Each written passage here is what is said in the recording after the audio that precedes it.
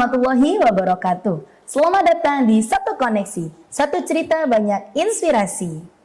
Aku Ila. Hari ini kita bakal duduk bareng, ngobrol-ngobrol santai, sharing-sharing lah ya. Tapi percayalah, apa yang kamu dengar hari ini bukan cerita biasa. Sebelumnya, pernah gak sih kamu bayangin seorang mahasiswa dari kampus pesantren berdiri di depan para peserta terbaik dari seluruh Indonesia di forum internasional? Itu bukan mimpi guys, itu nyata. Dan itulah yang dialami oleh narasumber kita pada hari ini. Nah, di episode perdana ini kita kedatangan tamu istimewa, yaitu Kak Julia Agustin, seorang mahasiswi IIKI Anur Yogyakarta yang baru saja menorehkan prestasi membanggakan di forum internasional ICSM atau International Conference Santri Mendunia. Dari perjalanannya di NUS Singapura sampai ke IIUM Malaysia, perjalanannya penuh cerita yang sayang banget kalau dilewatkan. Jadi, pastikan kalian duduk nyaman, pasang earphone-mu, dan mari kita mulai cerita yang pastinya akan menginspirasi banyak dari kita. Let's go!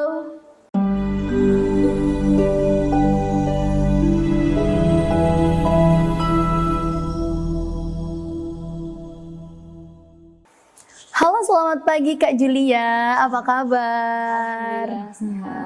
Oh, terima kasih loh ya sudah menyempatkan waktu untuk datang ke episode perdana Satu Koneksi ini. Oh, ini episode pertama. Iya, ya? ini episode perdana Kak. Nah, Oke. Saya juga mengucapkan terima kasih kepada Kak Ila. Alhamdulillah bisa diberi kesempatan untuk hadir, diberi kesempatan untuk mengisi podcast ini, berbagi sedikit cerita kepada teman-teman, semoga bisa bermanfaat. Oke, amin ya, sama-sama Kak. Sebelumnya boleh perkenalan diri dulu ya. Mungkin dari teman-teman ada yang belum mengenal siapa sih Kak Julia, karena tak kenal maka tak sayang. So, silakan Kak. Oke, baik. Halo teman-teman semuanya. Perkenalkan, nama saya Julia Agustin. Saya merupakan mahasiswa Institut Ilmu Al-Quran Anur Yogyakarta, Magister Pendidikan Agama Islam. Nah, ini kan kita berada di Jogja ya.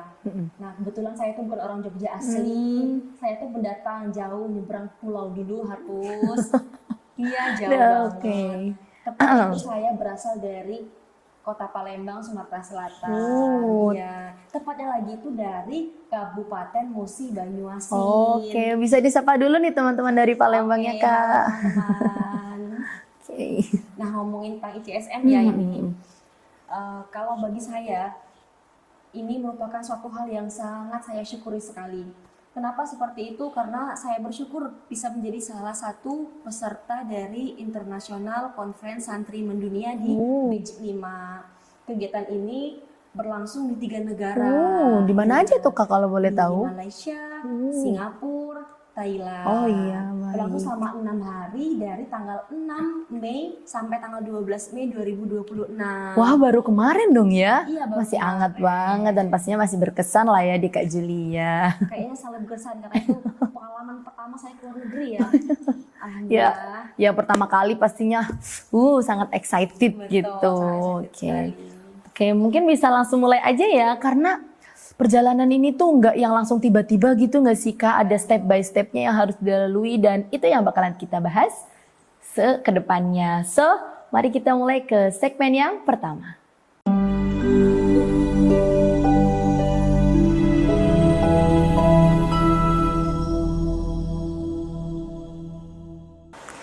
Oke, baik Kak Julia. Boleh cerita nih awal mulanya ya ketemu ICSM atau lihat ICSM, tahu ICSM lah. Itu dari mana sih? Cerita dong. Bagian itunya gitu pertama kali. Pertama kali ya gitu. Gimana ya? Pertama kali itu pas saya scroll IG. Ya, scroll IG terus muncul di beranda saya itu ICSM itu International Conference Santri Mendunia. Terus kepo lah. Apa sih? Kayak santri-santri gitu. Kebetulan juga kan karena saya santri ya. Santri, wah pengen juga nih. Jadi kepo sama akun itu, saya bukalah akun itu. Saya buka, terus saya kepoin, stalking ke bawah. Wah, keren juga. Santri bisa keluar negeri ya gitu ya. Terus saya kepo lagi. Saya buka pendaftarannya, apa Oh, aja sih syarat-syaratnya syarat-syaratnya ya. Pas saya lihat syarat-syaratnya tuh kayak, aduh, udah kayak, aduh gitu ya, udah kayak aduh. Oh, minder duluan, Iya, bisa bener nggak banget. ya Iya, kayak bisa nggak gitu. ya? Kayak, bisa nggak ya aku ikut ini, terus ya udahlah skip. Nah kemudian ada teman saya yang dulunya satu komplek. Oh. Ya namanya itu kita sapanya Teh Hikmah. Oke. Ya Teh Hikmah itu ikut ICSM ini di batch 4. Di Oh. batch 4. Jadi saya juga lihat kayak muncullah di postingan kita kayak wah Teh Hikmah keluar negeri. Gitu loh kayak ih pengen juga keluar negeri kayak gitu ya. Nah terus kayak udah, tapi saya nggak tanya-tanya. Tiba-tiba qadarullah ya mungkin ya Teh Hikmah chat saya. Oh. Iya kayak gitu ngechat saya. Kakak senior itu ngechat? Oh, ngechat. Kak Jul, ayo ikut ini. Apa kak? Gitu. Ikut kegiatan ini. Itu gimana kegiatannya? Gitu ya. Aku bisa apa enggak ikut itu ya? Kira-kira bisa. Nah terus diceritain gimana di sana, gimana pengalaman di sana, apa aja sih yang dilakuin di sana. Gitu. Terus kayak dikasih motivasi sama Teh Hikmah, diyakini sama Teh Hikmah. Gitu kayak. Terus saya mencoba untuk memberanikan diri. Daftar dulu, pokoknya daftar dulu, urusan diterima atau enggaknya nanti lah ya, nanti kita berani daftar dulu. Oh, kayak gitu. alah. Wah, ternyata berawal dari kalau bisa dibilang gabut ya, scroll ini kan ya lagi waktu gabut gitu, terus ternyata lewat di FYP gitu, terus semakin stalking, semakin kepincut, tapi ada rasa minder dulu Iya, kayak betul, takut dulu, takut, kayaknya nggak iya, bisa takut nih dulu kayak ya. gitu. Ternyata nggak disangka ada nih yang memantik lebih kayak ayo ikut kayak gitu. Wah, itu salah satu motivasi juga ya kayak kakak kelas kayak gitu, mungkin ya ternyata alumni juga kan dari Iya, ICSM alumni itu. ICSM, komplek bukan gitu. Wah, jadi dari modal nekat ya, Iya, modal mungkin nekat. intinya pertama tuh daftar dulu kayak gitu, lihat syarat-syaratnya, minder, nanti dulu lah, yang penting daftar dulu kayak gitu ya. Terus keputusan untuk mengikuti forum internasional ini tuh kan bukan sesuatu hal yang kecil ya Kak. Ada nggak sih motivasi lain yang membuat Kak Julia tuh semakin yakin kayak gitu untuk ikut? Dan sebelum lanjut itu, menurut Kak Julia, apakah benar santri itu bisa bersaing di kancah internasional menurut Kak Julia gitu? Oke, motivasi saya ikut ICSM. Nggak mungkin ya, kayak pertama saya ingin mengupgrade diri gitu, upgrade diri, kemudian keluar dari zona nyaman. Bisa dikatakan keluar dari zona nyaman karena saya selama ini selalu di pondok aja gitu ya. Bener, santri kan ya susah guys, kemana-mana tuh Iya, santri tuh susah gitu. Di pondok aja, jadi saya keluar dari zona nyaman dan ingin mencoba pengalaman yang baru gitu. Karena di ICSM ini bukan hanya sekedar kegiatan akademik aja, tapi sebagai ruang untuk belajar, menambah wawasan, bertemu dengan orang-orang yang orang baru, dan tentunya mereka hebat-hebat banget dari Indonesia lah, seluruh Indonesia, dari Sabang sampai Merauke itu ada semua pesertanya. Iya. Berarti beragam orang ya, Iya, macam-macam beragam orangnya ada semua di situ. Nah, tadi Kak Ila ngomong, bisa nggak sih santri itu bersaing di tingkat Iya, internasional gitu betul. ya? Saya sangat yakin bahwa santri itu mampu bersaing di tingkat internasional. Wow. Iya, karena founder dari ICSM sendiri adalah santri, yang mana beliau sudah menjelajahi 5 benua, 38 negara. Wow, foundernya? Foundernya, iya. Wah, itu keren sih perjalanannya ya. Wah, kapan-kapan kita undang lah ya. Boleh, nanti kita hubungin ya.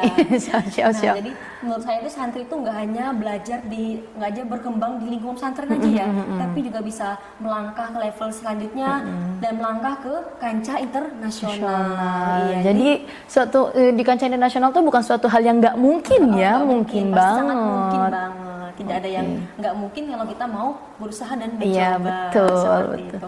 Sesimpel mencoba aja ya, itu pasti kayak ada aja jalannya gitu. Ada aja jalan. Oke, jadi gitu ya awalnya, berawal dari ya itu tadi, terus kemudian modal nekat, terus ada yang menyemangati, terus dari diri sendiri juga ada motivasi lain untuk branding, upgrading, dan membuktikan bahwa santri itu bisa loh gitu, tampil di kancah internasional. Nah, motivasi aja tuh gak cukup gak sih Kak Jul? Setelah motivasi ini udah dapet gitu, nah di tahap seleksinya tuh apa aja sih tadi? persyaratannya Oh ya, kayaknya seleksi ya. yang bikin minder itu apa sih, yang bikin susah tuh apa gitu. Oke, tahap seleksi ya. Jadi di ICSM itu ada 3 jalur pendaftaran. Yang pertama ada fully funded, yang kedua ada partial funded, yang ketiga ada self funded.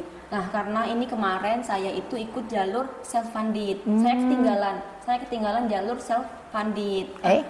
Saya ketinggalan jalur Fully funded. Oh ya. Jadi saya coba jalur self funded tapi jalur sponsorship seperti itu. Nah, di sisi lain juga selain itu kita setiap peserta itu bikin paper. Oh, itu step awalnya itu. Step awalnya harus bikin paper. Jadi persyaratan kita buka link daftaran, terus ada banyak banget persyaratan itu kan. Nah, itu salah satunya ada bikin paper. Nah, kebetulan kemarin itu tema yang batch 5 itu adalah Transforming Global Education Through the Values of Pesantren Boarding System. Wow. Ya, emang tentang pesantren banget boarding ya. sekolah Dan ya. emang setiap batch itu pasti beda-beda Oh, temanya beda-beda nih. Beda-beda. Dan batch 5 itu kebetulan tentang pesantren. Nah, saya kayak wah, pengen nih kayak membuktikan pesantren tuh bisa juga ke kancah internasional seperti itu. Kemudian saya bikin paper dengan judul peran sistem pesantren dalam menghadapi krisis moral di era digital. Wow, pesantren ya bahasanya di-collab sama digital nih, digital. apa yang sekarang kita alami lah ya. Sistem pesantren yang untuk menghadapi krisis moral itu. Nah, itu sih menurut saya yang menantang itu di bikin papernya itu, karena selama ini kayak kita nggak terbiasa ya bikin paper, kayak ya udahlah berusaha berani untuk coba-coba bikin paper tersebut. Sudah bikin paper, sudah kirim, sudah submit pendaftaran, terus udah nunggu hasil. Tinggal nunggu hasil. Dan pas beberapa hari kemudian udah tuh keluar surat keputusan lolos seleksi gitu. Terus alhamdulillah lolos. Alhamdulillah, berarti seneng deh. Aku bayang sih pas itu kayak akhirnya kayak gitu, berawal dari modal nekat terus iseng-iseng bikin paper dan ternyata keterima. Wah, ikut seneng sih Kak, ikut bangga sih Kak. Walaupun setelah ini tuh pasti masih ada langkah-langkah selanjutnya yang harus disiapkan. Masih ada nih, itu baru sepenggal cerita ya. Ini masih kayak babak pertama gitu lah ya. Kita belum lebih dalam lagi, belum lebih gong lagi ceritanya gitu ya. Mungkin dari situ mungkin ini kita masih tahap awal ya guys, masih tahap seleksi, tahap step awal lah bahasanya ya, kayak gitu. So, ditunggu untuk cerita selanjutnya. Kita masuk ke segmen yang kedua.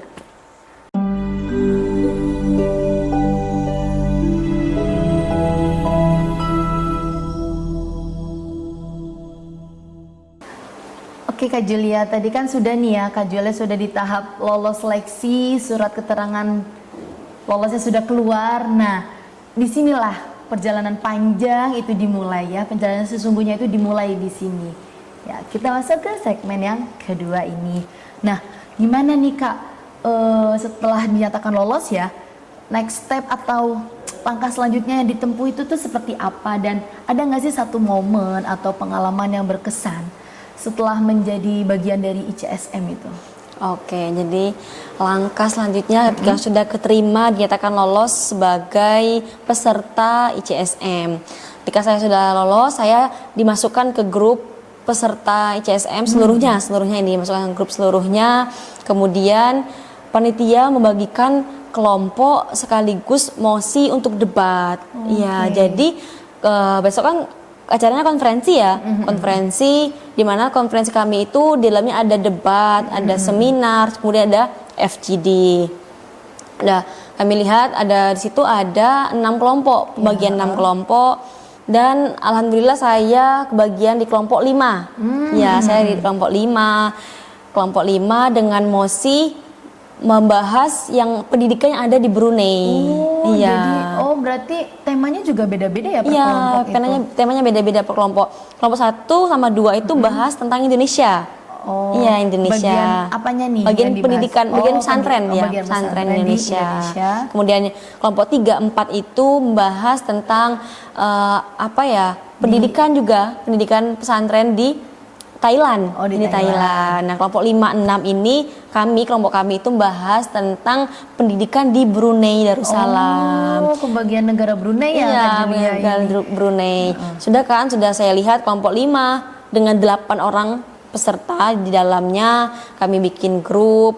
Nah, pas bikin grup tuh semua orang tuh beda-beda loh. Apa? Oh, Orangnya berasal dari beda-beda. oh, asal daerahnya Iya. di kelompok itu beda-beda. Iya, saya tuh 8 orang, saya dari Jogja. Ya karena dari seluruh Indonesia Iya, ya pastinya Indonesia. kan ya. Satu kelompok beda-beda. Iya, kami LDRan semua jadinya. Betul, betul, betul, betul. Saya Jogja, ada yang dari Jawa Timur ada, Solo ada, kemudian Cianjur ada, Bandung ada gitu. Jadi emang berbeda-beda tempat dan jauh-jauh semua. Nah, di situ kami disuruh bikin paper lagi. Bikin paper lagi juga? Iya, bikin paper lagi. Jadi paper awal. Paper awal itu untuk? Daftar doang. Oh iya, cuma daftar doang ya. Ini paper untuk? Ini paper untuk mempersiapkan argumen untuk debat besok. Iya, jadi papernya dibuat sesuai dengan mosi tersebut. Oh, iya. Mosi tersebut. Nah, di sini sih kami kayak orangnya jauh-jauh, tapi kami harus bikin paper, kami harus bikin nama kelompok, kemudian kami bikin yel-yel. Nah, dan itu kami lakukan secara Zoom semua. Oh iya, soalnya karena susah meet up ya Kak ya. nggak mungkin Jadi kita mau kumpul bareng, itu nggak gimana? mungkin ya. Apalagi kan ini kita kan di posisinya di pesantren ya, sampai Pesantren. juga di pesantren gitu. Betul. Keterbatasan untuk keluarnya itu lumayan susah. Jadi alternatifnya lewat Via gitu. Zoom, iya. Jadi berkali-kali melakukan Zoom, pas bagi pembagian bikin paper, kamu bagian ini, kamu bagian ini gitu. Pas bagian ini nyusun narasi, nyusun argumen untuk debat. Kamu bagian opening, kamu bagian pemaparan isi, kamu bagian rebuttal, kamu bagian closing. Itu kami bagi pas Zoom. Jadi beberapa kali melakukan Zoom untuk menyusun, untuk mempersiapkan persiapan ketika konferensi itu. Walah, jadi sebelum itu berarti step sebelum berangkat ya Kak? Iya, Setelah pendaftaran, lolos seleksi, masih ada step yang harus dilalui lagi. Iya, betul. gitu. Kayak itu bikin paper tadi, nyusun argumen, bikin yel-yel, bikin nama kelompok. Oke, gitu. nama kelompoknya apa dulu Nama nih? kelompok ya? Iya, nama kelompok. Halo, nama kelompok apa? Kelompok 5 ya apa nih Kelompok nama 5. kelompok dari Jadi kelompok 5? kelompok pun kami nggak langsung jadi ini namanya, enggak. Jadi kayak Ada diskusi? ada beberapa opsi, opsi 1, opsi 2, opsi 3. Nah, dan kami memutuskan untuk nama kelompok kami adalah Aksara. Oh, cantiknya. Ya, Aksara gitu. Oke. Yel-yelnya boleh nggak di Yel-yelnya. Ya. Oke, boleh yel-yelnya. Ya barangkali teman-teman partner kemarin gitu ya lagi nonton, ayo kita yel-yel gitu bisa mengingat kembali kayak gitu loh. Nah, jadi ini ya momen-momennya. sedikit flashback ya. Iya. Flashback pas kami kan Zoom terus ya, Zoom terus. Jadi kayak pas ketika udah dibikin yel-yel tuh satu orang peserta tuh kayak ngasih contoh kan, teman saya tuh ngasih contoh. Nah, karena di Zoom ya, karena sinyalnya juga beda-beda gitu. Jadi betul, kayak betul. pas kami ayo ikuti bareng-bareng ya. Jadi gini, sedikit aja ya, spill dikit aja. Kayak apa ya? Kami adalah Aksara. Nah, ayo bareng-bareng. Pas bareng-bareng itu ada yang udah ngomong kami adalah, ada yang masih kami. Ada yang udah sampai aksara kan? Iya, gitu. Oh, karena jaringannya itu ya yang beda-beda. Iya. Jadi wah, itu ada momen lucu sih di situ ya, momen berkesan gitu ya. iya betul. Jadi pas kata teman saya, ayo bareng-bareng. Ini tuh udah bareng-bareng kayak gitu. Ayo bareng-bareng, kalian kurang kompak kayak gitu. Itu udah kompak sebenarnya. Tapi sinyalnya itu. Oke. Oh my god, lucu banget sih Kak ini. Ada lagi. Pokoknya yang paling saya suka tuh pas yel kami tuh gini. Hey, say it to your mama. Dulu ngidam apa, kok gini jadinya. Weh, Gitu. ngeri ini ibu-ibu dari kakak-kakak hebat ini tuh ngidam apa nih ya? Iya. Mama-mama di rumah ini kok bisa nih anaknya jadi Kayak gini. perwakilan itu ya ke konferensi internasional gitu. Lucu banget. Oke. Oke, berarti itu benar-benar gedebak-gedebuknya ya sebelum berangkat gitu. Wah, Dikejar deadline. pastinya ya dengan itu persiapannya kalau boleh tahu berapa lama Kak? Berapa lama ya? Dari bulan Mungkin apa kurang sih? lebih Dari bulan apa sampai? mungkin pas pertengahan April kayak deh. Waduh. Iya, pertengahan April. April. Sampai awal Mei berangkat kan itu Oh iya, kan. tanggal 6 itu ya berangkat. Tanggal 6 ya, tanggal 6 itu berangkat. Wah, Ya kekejar deadline banget ya, apalagi deadline dengan banget. kesibukan masing-masing di Iya. pesantren gitu yang nggak bisa ditinggalin gitu aja. Betul gitu banget. kan Jadi ya. kayak emang harus meluangkan waktu, membagi waktu. Ada Gimana prioritas yang gitu. lain gitu ya. Wah, keren sih. Seru banget nih ya perjalanannya. Terus itu masih step awal sebelum berangkat nih. Bisa nggak nih diceritain pas udah di sana kayak Pas di gitu? sana, oke. Jadi kan kami titik kumpul awal itu di Bandara Soekarno-Hatta ya, Soekarno-Hatta. Terus kami flight langsung ke KLIA di Malaysia. Terus dari Malaysia itu langsung ke Singapura. Nah, tapi pas kami awal ketemu di bandara tuh kayak, halo, oh ini ya namanya Kak ini, oh ini nama Kak Julia, kayak baru pertama kali itu ketemu bareng kayak iya, gitu. meet up pertama Meet up ya. pertamanya pas di bandara itu. Tapi pas prepare mau berangkat. gitu. Tapi tetap ada yang berangkatnya nggak di Soekarno Hatta, nggak di SOTA, tapi dia di YIA ada gitu. Udah kan sudah nyampe ke Malaysia, kemudian kami perjalanan langsung ke Singapura waktu itu, langsung Singapura. Tapi pas kayak perasaan saya ya, kayak pas di Singapura tuh kayak pikirannya tuh masih kayak aduh takut gimana ya besok buat konferensi gitu, jadi kayak nggak tenang, iya overthinking, ya wajar lah deg-degan gitu, first experience betul, gitu. jadi kayak tujuan di sini tuh emang konferensi, yang paling utama tuh konferensi gitu, jadi kayak masih nggak tenang pas walaupun ke Merlion Park tuh kayak kita foto-foto nih bareng-bareng kelompok kumpul nih, terus tapi tetap kayak setelah itu kayak aduh besok aku debat gimana ya kayak gitu. Aduh kayak mengganggu gitu ya.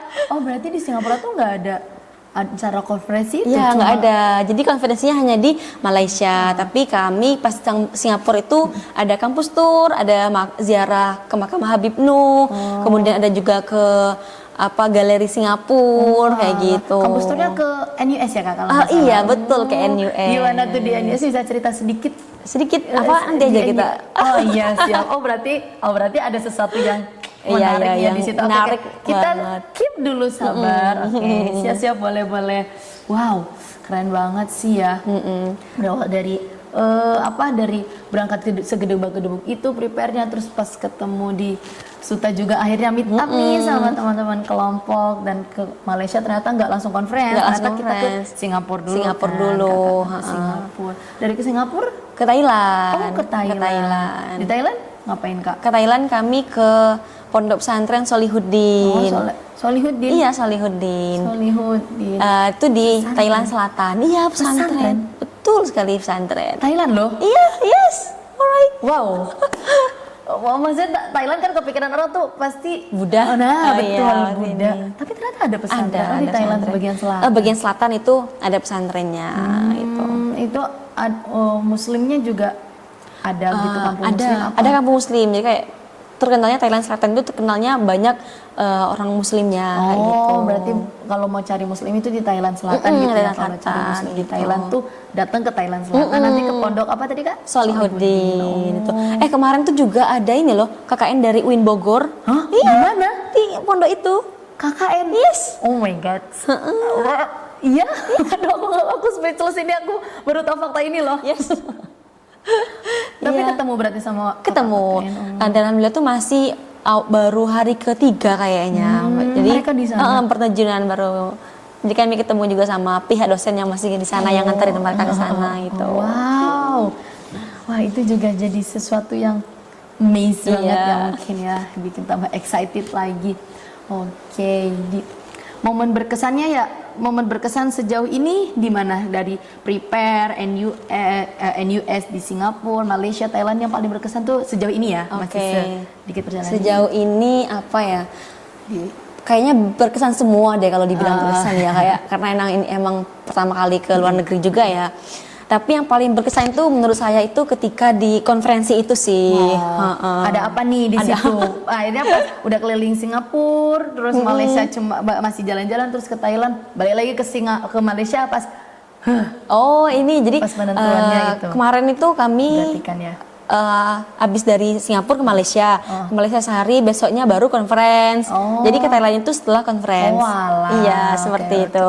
Terus ada hal apa nih? Di conference ya, jadi kayak menurut saya tuh konferensi itu hal yang membuat saya benar-benar belajar itu, belajar mulai dari teamwork, terus komunikasi, menyatukan berbagai sudut pandang itu dalam menyusun paper itu, dalam nyusun argumen-argumen buat debat, kemudian bikin yel-yel, nentuin kelompok. Nah itu pas konferensi itu sih menurut saya yang sangat berkesan sekali. Kemudian juga pas kami debat itu kan, jadi pas sebelum debat itu ada seminar terus baru debat.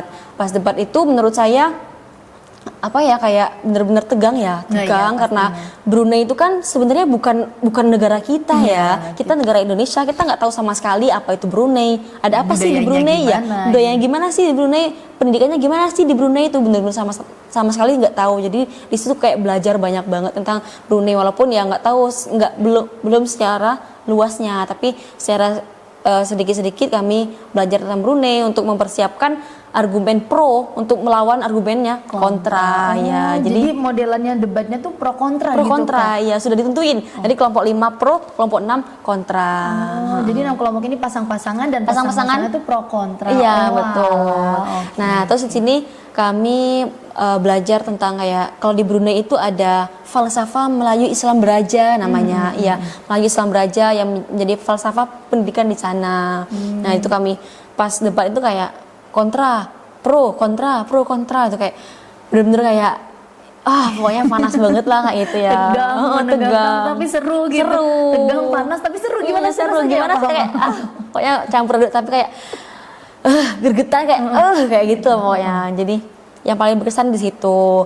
Apalagi ya yang berkesan ketika di sana ya. Tadi katanya ada seminar. Seminar. Ini berkesan juga sih menurut saya ketika ketemu sama Ning Imas. Pematerinya Ning Imas? Pembicara di seminarnya Ning Imas? Iya, betul. Jadi pembicara seminarnya itu ada Ning Imas, Gus Rifki. Jadi kayak Ning Imas kan kayak artisnya para santri ya, role model terus kayak sosok yang viral lah di kalangan santri. Betul, jadi kayak senang banget bisa ketemu sama beliau. Biasanya kalau kita ketemu beliau tuh di forum yang orangnya ribuan ya. Nah kali ini ketemu Ning Imas di forum nggak ada orang 100 gitu loh. Kayak eksklusif, intimate gitu. Teman Ning Imas kayak excited banget untuk dengerin pemaparan dari Ning Imas kayak gitu. Ada nggak nih yang terngiang-ngiang dari pemaparan dari Ning Imas tuh, ada nggak sih yang terngiang-ngiang? Ada yang sampai sekarang itu kayak masih terbesit lah dalam pikiran tuh. Pesan katanya Ning Imas tuh gini, sebelum kamu menaklukkan hal besar, terlebih dahulu kamu harus menaklukkan hal kecil yang ada dalam dirimu. Kayak itu. Jadi kayak sebelum kita jadi orang, kita harus naklukin dulu ego kita harus naklukin dulu emosi kita seperti itu. Jadi sebelum melakukan hal yang besar, taklukkan dulu hal yang kecil dalam diri. Berawal dari mengenal diri sendiri dulu, baru kita bisa mengenal dunia di sekitar kita. Wah, keren sih. Wah. Seru banget perjalanannya. Oh my god, aku boleh bayangin dulu nggak sebentar ini kayak jalan-jalan ke LN tapi nggak jalan-jalan kayak gitu.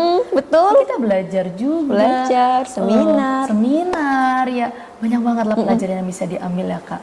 Oke, aku punya fakta menarik satu kayaknya ya. Aku punya fakta menarik kalau kelompoknya Kak Julai ini tuh menang best second group winner gitu nggak sih Kak? Oh iya, betul sekali. Aduh, itu gimana sih rasanya pas dipanggil gitu, kayak kelompok aksara sebagai, wah itu gimana bisa diceritain nih? Jadi perasaannya pas itu. Jadi kan udah selesai semua nih ya rangkaian acara, terus tibalah waktu awarding. Pas awarding itu dipanggil kan the best winner 1 kelompok 6. Terus the best second winner 2 itu adalah aksara. Itu kayak kita gitu, kayak kita guys gitu kan, kayak nggak nyangka bisa masuk second winner group itu ya, kayak best group 2. Oh iya, best group second winner. Second winner gitu ya. Nah jadi kayak alhamdulillah banget bisa kepilih menjadi grup terbaik, karena emang menurut saya tuh kayak perjuangan kami tuh juga bisa dikatakan luar biasa ya. Karena kami harus nyusun apa-apa itu segala macam itu harus LDR dengan apa namanya dengan Zoom ya, keterbatasan waktu Zoom, terus juga apa ya menyatukan berbagai sudut pandang, meluangkan waktu kayak itu. Terus pas kami nyampe sana, kami tuh emang satu tujuan, satu semangat. Jadi pas bareng-bareng, pas yel-yel kayak, ayo semangat guys, ayo semangat kayak gitu. Jadi kayak emang semangat banget sih kalau menurut saya itu semangat banget. Jadi kekompakan di situ kayak muncul kekompakan kayak gitu. Berarti udah bonding gitu ya. Berarti yang bisa diambil dari best second group winner ini tuh apa ya Kak, kayak pelajaran bukan best second groupnya tapi prosesnya gitu ya. Betul, karena di sini penghargaan itu bukan tentang soal hasil akhir ya, hasil akhir kami dapat penghargaan itu bukan, tapi kayak tentang proses, perjuangan, kekompakan yang kami bangun bersama ketika di sana kayak gitu. Enggak hanya akhir tapi itu kayak ada proses dalamnya, ada perjuangan, ada pengorbanan, kekompakan yang kami bangun. Berarti perasaannya nggak nyangka aja ya, kayak kaget tiba-tiba kok kita gitu. Tapi di balik itu semua ya ada proses yang patut diacungi jempol lah bahasanya kayak gitu. Terus kan itu juga karena apa ya, nggak semulus itu ya kayak prosesnya, pasti ada lika-likunya kayak gitu. Tadi step pertama juga udah segedebak-gedebak itu. BTW di sini aku penasaran apa ya sama perjuangan di balik penghargaan itu tadi itu. Tantangan apa yang paling berasa gitu waktu debat sama FGD di forum internasional itu? Terus cara Kak Julia untuk menghandle itu semua tuh kayak gimana? Tantangan terberat? Tantangan terberat tadi menurut saya ya itu yang ketika kami harus nyusun argumen, kami kesibukan, kami susun argumen. Ketika kami di sana juga kayak ternyata argumen yang kami susun itu nggak sesuai dengan yang kami susun loh. Jadi kayak argumennya kontra itu kayak melenceng dari yang kami susun. Kan kami kayak nyusun argumen gini, oh pasti nanti kontra bilangnya gini, kami jawabnya ini. Ternyata nggak segitu mudahnya itu, tapi tetap ada yang melenceng dari yang kami siapin itu. Jadi kayak harus apa ya memutar-balikan apa ya yang kami dapatkan itu ya kayak untuk membantah tim kontra itu di situ sih karena kita apa ya nggak tahu ya gimana Brunei itu, jadi kayak benar-benar berpatok sama apa yang kita pelajari, artikel-artikel yang kita pelajari, fakta-fakta yang kita pelajari dengan waktu sesingkat itu ya Kak. Betul. Bisa ditarik kesimpulan kalau tantangan terberatnya itu ya ketika mengolah lagi bahan yang udah disiapin, ibaratnya kayak emang kita kan nggak tahu ya pendapat orang tuh gimana kayak gitu, isi pikiran orang tuh kayak gimana, dan ternyata pas di arena wah itu beda banget, jadi harus masak di tempat mungkin itu ya kayak bikin argumen dadakan ya kayaknya itu sih. Oke. Walaupun malamnya itu kami tuh udah latihan sebenarnya. Iya, malam itu kami latihan sampai jam berapa ya? Jam 1 malam berarti ada gladi bersih gitu. Kami kelompok. Terus gladi bersih sampai jam 1 malam kayak semuanya dimulai. Ayo siapa yang opening?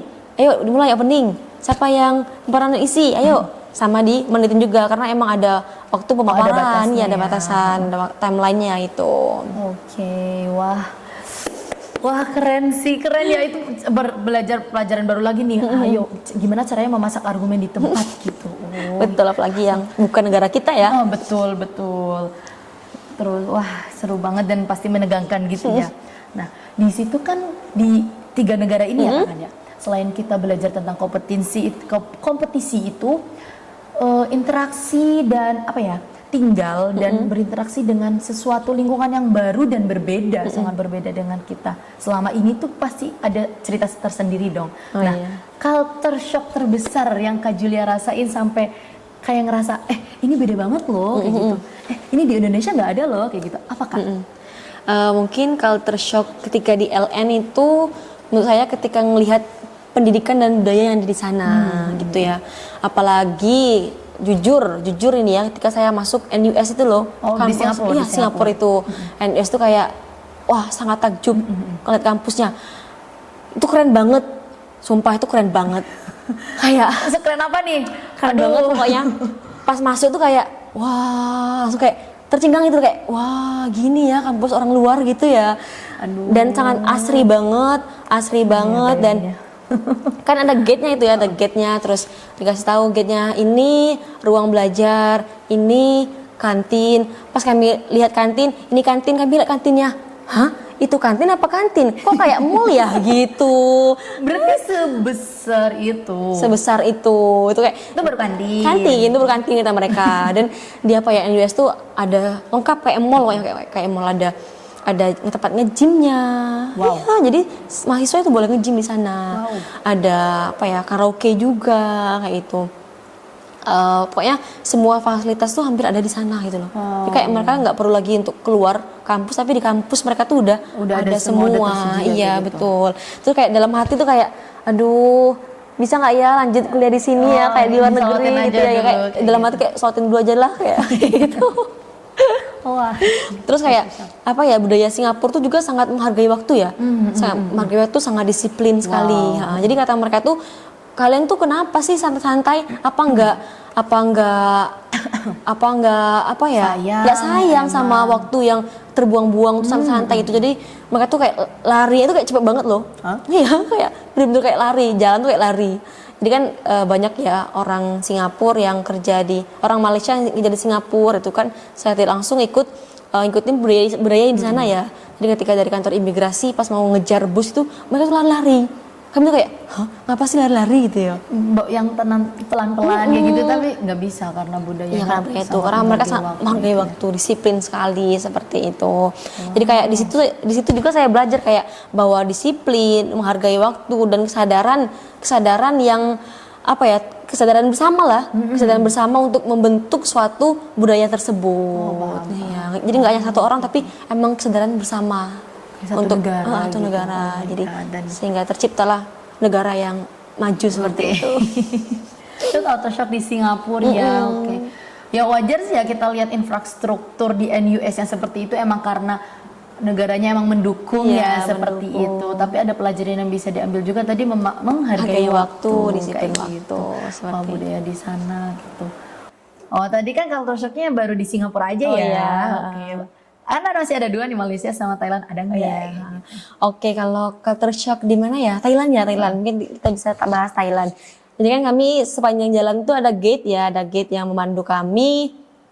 Nah, jadi kami diajarilah dikit-dikit bahasa Thailand itu ya. Gimana? Iya, jadi kayak kalau misalnya denger di apa ya drama-drama itu kan kapun kap gitu ya. Tapi kata gate-nya itu, kata kakaknya itu kalau misalnya perempuan yang ngucapin itu bukan kapun kap tapi kapunkah gitu. Kapunkah? Iya, kapunkah pakai H ujungnya, bukan P lagi. Oh, berarti kalau kapunkah itu Laki-laki. Laki-laki. Kalau kapunkah itu perempuan. kayak berarti sawadikah gitu. Sawadikah, betul. berarti bukan- Sawadikah. Selama ini kita kan taunya cuma sawadikap gitu Iya, doang betul. ya. Sawadikah. Oh, ternyata perempuan sama laki-laki itu berbeda. Betul. Terus ada lagi ya kayak kalau misalnya ditawarin orang kalian nggak mau nih, nggak mau beli itu, nanti jawab aja, jawabannya gini, miau itu. Miau, bukan meow, tapi bukan miau, bukan, tapi miau. Oh, miau. Nggak mau, itu nggak mau. Artinya nggak mau, kayak Kalau gitu. kalau apa namanya, mau apa enggak itu, au miau. Jawabannya? Au. Kalau mau. Iya, kalau nggak mau miau oke. gitu. Coba. Oh, miau. Au, Oh, ini iya, mau. Kalau nggak mau. miau. Oke, Ya. gitu guys. Oke, kalau boleh cerita sedikit ya, aku tuh emang tertarik banget loh sama bahasa luar kayak gitu. Jadi aku ketika ada orang yang ngasih tahu bahasa baru kayak gitu, kayak vocab baru tuh aku excited banget kayak gitu. Wah, ternyata seseru ini gitu loh bahasa tuh. Atau kayak semangat apa enggak? Sumaksu. Sumaksu gitu. Kalau Jawanya semangat, Oke. semangat. Kalau nggak semangat, kalau nggak semangat apa ya? Nggak tahu. Nggak dikasih tahu itu ya. sumaksu. Su. Oke, nadanya juga ada aksennya ya. Mindahin gitu. Oke, mindahin. Miau, nggak mau. Itu kayak enggak miau, enggak kayak miau. Nggak ada orang judes mungkin dari sana kan, di sini miau kayak gitu. Miau. Miau. Wah, itu seru banget sih Kak. Oh my god. Wah. Keren sih. Jadi kayak ada bayangan gitu ya, di luar negeri itu ternyata emang sekaya itu juga ya budayanya, nggak kalah Betul. sama kita gitu. Karena apa ya?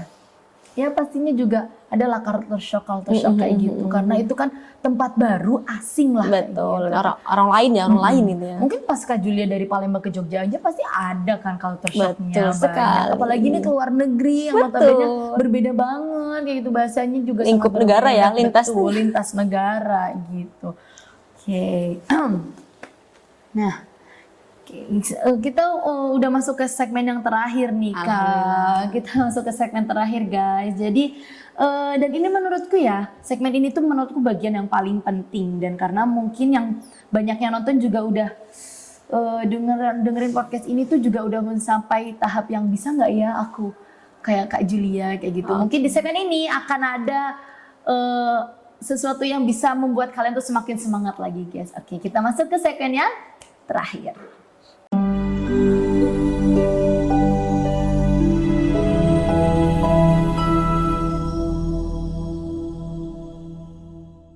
Oke Kak Julia, tadi kan kita sudah diajak keliling nih ya ke 3 negara. Mungkin yang ditempuh Kak Julia selama 6 hari, tapi di sini kita bisa mendengarkan ceritanya dengan beberapa menit aja gitu ya. Nah, dari semua perjalanan ini, bekal apa sih yang bikin Kak Julia tuh percaya diri dan akhirnya yakin itu, bukan kayak percaya diri terus percaya diri untuk ikut program ini kayak gitu. Apakah itu berasal dari kuliah atau di pesantren atau ada yang lain? Oke.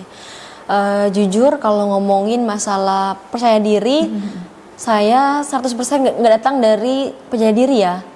Saya sempat ragu juga kan, pas awal itu sempat ragu juga.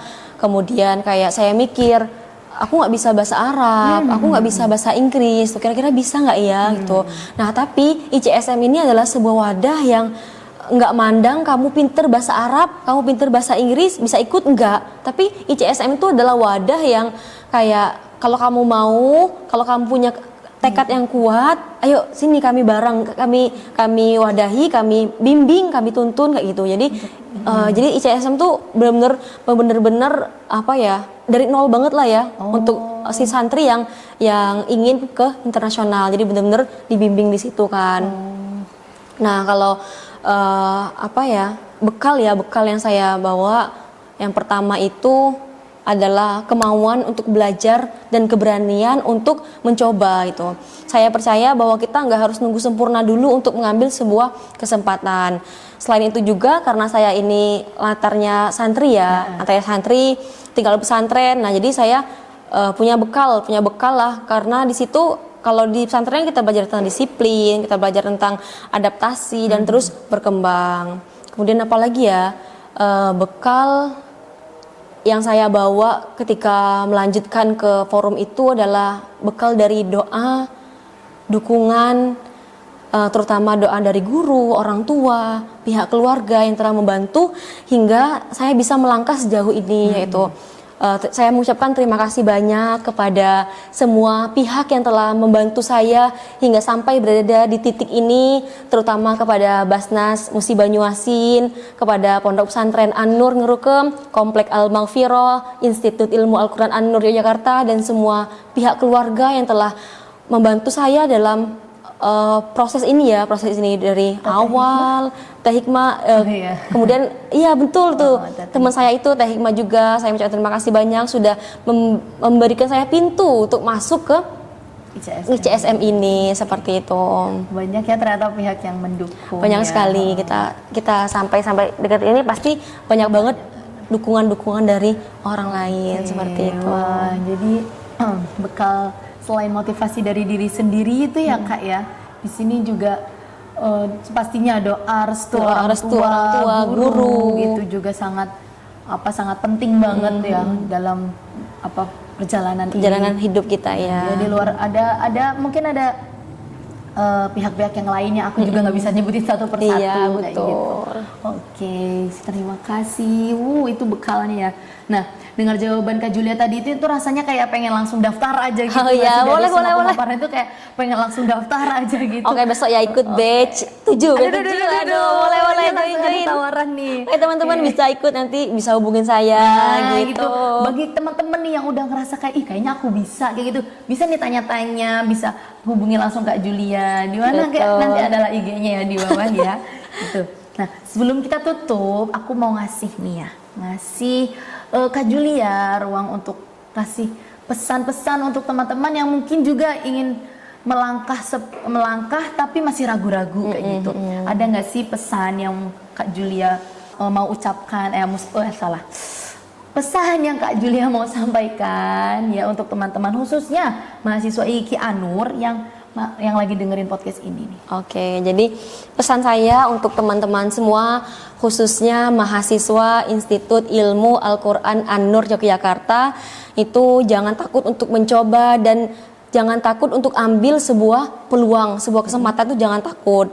Kadang kita merasa belum cukup, kita merasa belum mampu, atau masih banyak kurangnya lah. Tapi saya belajar bahwa kita nggak harus menunggu hebat untuk memulai, tapi memulailah dulu untuk menjadi hebat. Kita nggak harus menunggu sempurna untuk mulai, tapi mulailah untuk menjadi sempurna. Kalau ada kesempatan baik, coba ambil. Kalau emang ada ruang untuk belajar, manfaatkan. Sebagai santri dan mahasiswa nih, kita kan sama ya, kita punya peluang yang sama, kita punya kesempatan yang sama untuk berkembang, untuk mengupgrade diri kita, bahkan melangkah sampai ke tingkat internasional seperti itu. Jadi jadi jangan batasi diri, terus belajar, berani keluar dari zona nyaman, dan percaya bahwa setiap proses yang kita usahakan, saya yakin bahwa kita akan menemukan jalannya. Oke, terima kasih Kak Julia atas itu ya guys, teman-teman mungkin bisa jadi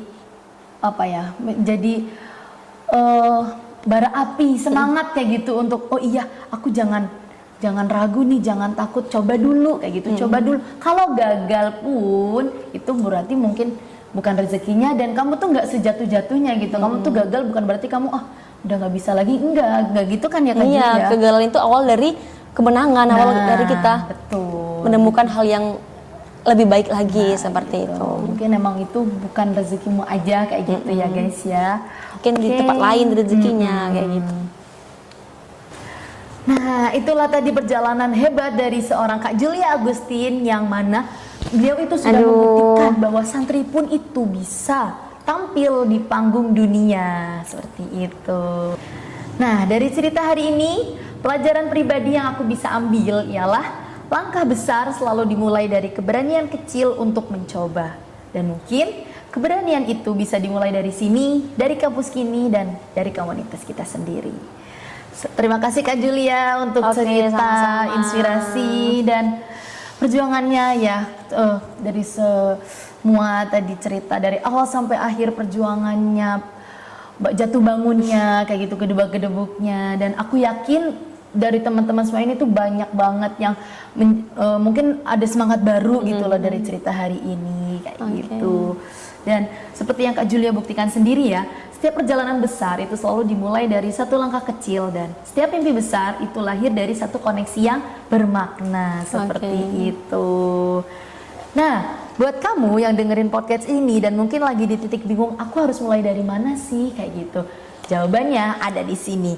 Untuk kalian yang masih bingung untuk memulai langkah dari mana, IKI Anur Yogyakarta jawabannya. Nah, bersama IKI Anur Yogyakarta, kamu tidak hanya belajar tentang ilmu, tetapi juga dipersiapkan untuk menjadi generasi Qurani yang menghadapi dunia. Seperti Kak Julia yang sudah membuktikannya di Forum Internasional ICSM tadi. Seperti itu guys. Nah, ada kabar baik juga nih Kak Julia. Untuk Kak Julia dan mungkin teman-teman semua di rumah, bahwa penerimaan mahasiswa IKI Anur Yogyakarta gelombang 2 itu masih dibuka loh Kak. Dan sampai nanti tanggal 8 Juli 2026. Untuk info selanjutnya mungkin bisa dihubungi di nomor di bawah ini, atau bisa kunjungi website kami ya, IKI Anur Yogyakarta. Yuk jadi bagian dari kampus santri mendunia dan mulai perjalanan inspiratifmu bersama Satu Koneksi. Terima kasih sudah menemani aku di episode perdana Satu Koneksi dengan tema Santri Bicara di Forum Dunia. Semoga satu cerita hari ini bisa membuka banyak pintu inspiratif, pintu semangat, pintu inspirasi buat kalian yang ada di rumah. Sampai jumpa di episode berikutnya karena masih banyak cerita yang harus dibagikan. Satu koneksi, satu cerita, banyak inspirasi. Wassalamualaikum warahmatullahi wabarakatuh. Terima kasih. Terima kasih Kak Julia. Seru banget sih tadi, keren banget. Aku Banyak ulang-ulangnya. banget. Tadi berapa kita? Jam 9 sampai jam berapa?